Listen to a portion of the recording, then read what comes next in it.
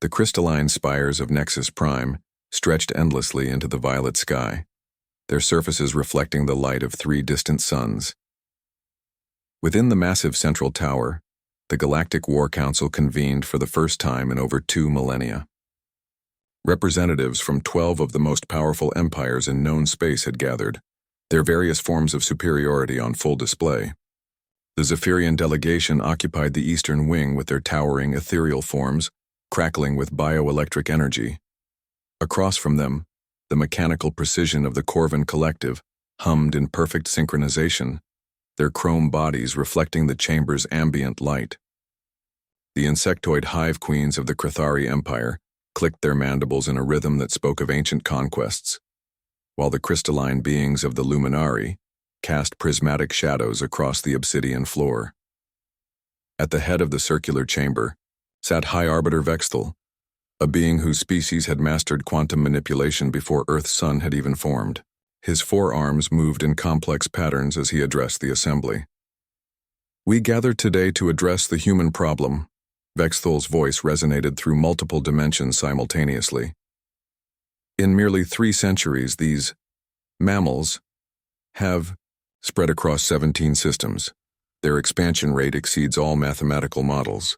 General Core 9 of the Collective processed this information in 0.003 seconds. Correction: 21 systems as of yesterday's data pulse. Recommendation: immediate sterilization protocols. Queen Vashta of the Crithari Empire's compound eyes, fixed on the holographic display showing human colonies, scattered like seeds across local space. They breed like prey animals but fight like apex predators. This contradiction defies evolutionary logic. The Luminari representative, a being of pure crystallized thought called Prism 7, pulsed with annoyed frequencies. Their technology progresses through crude trial and error, yet they achieve breakthroughs that should take millennia. They lack our refined understanding of universal constants. "Perhaps," suggested Ambassador Thylex of the Zephyrian Empire, electricity dancing between his fingers, "we should examine their diplomatic overtures first. They have requested an audience." A collective silence fell over the chamber, the kind of quiet that precedes either laughter or violence.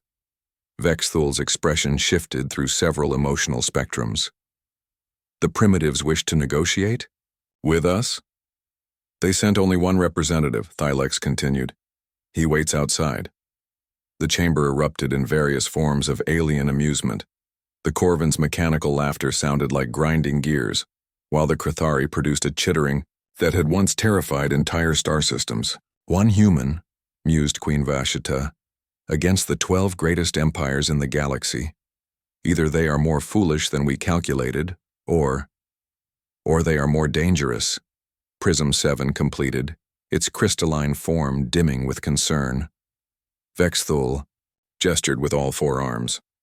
"Very well, let us see what manner of creature thinks itself worthy of our time. Send in the human."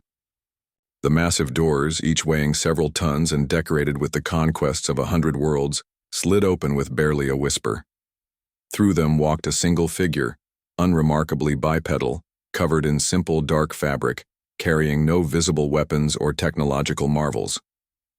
Ambassador James Chen was 43 years old, had served in 3 interstellar conflicts, held degrees in xenobiology and quantum mechanics, and had raised 2 children as a single father after his wife died in the Proxima incident. None of why. This was apparent to the assembled beings, who saw only a soft pink creature that barely reached the shoulder height of the shortest delegate present.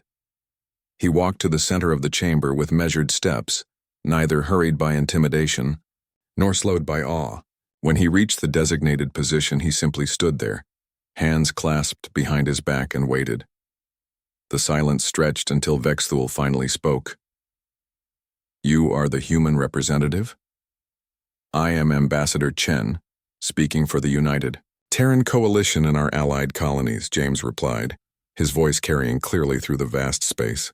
"You stand before the combined might of 12 empires, each older than your species' recorded history," General Core 9 stated, threat assessment protocols highlighting the human's vulnerable anatomy. "State your terms for surrender." James tilted, his head slightly. I'm not here to surrender.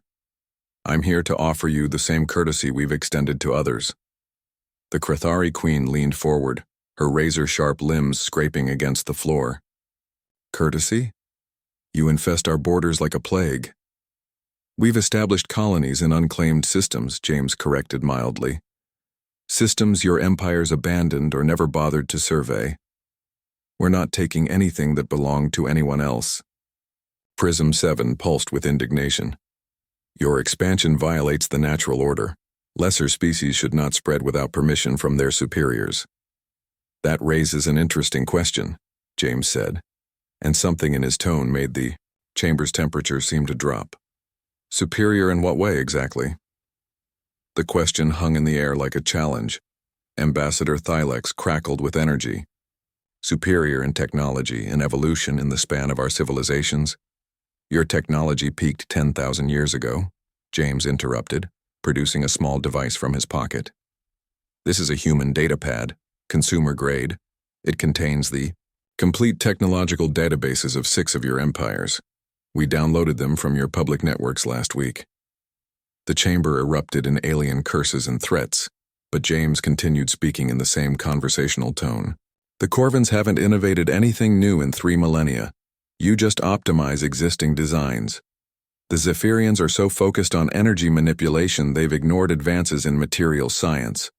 The Krethari are still using the same hive mind protocols your ancestors developed before humans discovered fire. Vexthal's forearms weaved complex patterns of rage. How dare you? You want to know what makes humans dangerous? James asked, and now his voice carried the weight of something far larger than himself. It's not our technology, though we'll surpass all of yours within the century. It's not our numbers, though we'll outnumber your combined populations within 5 generations. He took a single step forward. What makes us dangerous is that we don't accept limitations. You've all reached the peak of what you think is possible and stopped climbing. We look at the impossible and ask, how long until lunch? Queen Vashita's mandibles clicked nervously. Impossible. No single species has, James corrected. That's why you're all here, isn't it? 12 ancient empires, and you needed to band together just to discuss the possibility of stopping one species that's barely 3 centuries off its homeworld. The silence that followed was different from before. It was the silence of prey, animals realizing they were being hunted. General Core 9's optical sensors focused on the human. What are your terms? James smiled, an expression that somehow looked both friendly and predatory. Simple. Leave us alone, and we'll do the same for you. Continue to expand as you always have, in your own territories, at your own pace. We'll keep growing too. Maybe, in a few thousand years when we're both ready, we can revisit this conversation as equals. And if we refuse? Prism 7's light had dimmed to barely a whisper.